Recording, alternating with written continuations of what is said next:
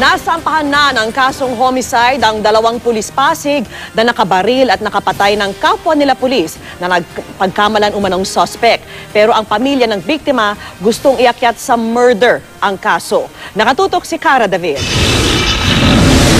Kung ang Eastern Police District ang tatanungin, malinaw ang pagkukulang ng dalawang rumesponding pulis sa shootout sa St. Gabriel International School sa Pasig City kahapon, kung saan nabaril nila at napatay ang kapwa pulis na si SPO1 Fernan Clemente. Day off si Clemente kahapon pero rumesponde sa pakiusap ng kaibigan niyang may-ari ng eskwelahan. May hawak daw kasing shotgun si Emerson Go, 33 taong gulang at anak ng may-ari. Sa CCTV, makikitang nakasibilyan si Clemente nang dumating sa eskwelahan at sinubukan niyang kausapin si Go. Pero nagpaputok si Go at tinamaan si Clemente. Sa video, makikita ang pagdating ng iba pang pulis na rumesponde. Duguan si Clementeng tumakbo palapit sa mga kapwa pulis para raw humingi ng tulong. Pero pinagbabaril ito ng kanyang mga kabaro. Ayon kay EPD Deputy Director for Operations Senior Superintendent Wilson Kaubat, sa rules of engagement hindi dapat binabaril ng pulis ang isang tao kung wala naman itong banta sa kanyang buhay. In most instances, tinatamaan mo ng pulis bago makakapag-responde, magkapag-fire back. Pero in this case, parang sila ang pumutok.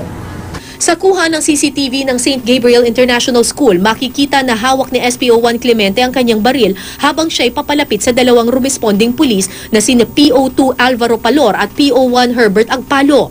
At bagamat may hawak siyang baril, nakababa raw ito at hindi nakatutok. Ayon kay Senior Superintendent Kaubat, kung may hawak na baril ang suspect at nakatutok ito sa iyo, hindi mo pa rin daw dapat patayin ang suspect. Ang dapat na ginawa, binaril na lamang sa binti para hindi makakilos. The role of a policeman is to preserve life.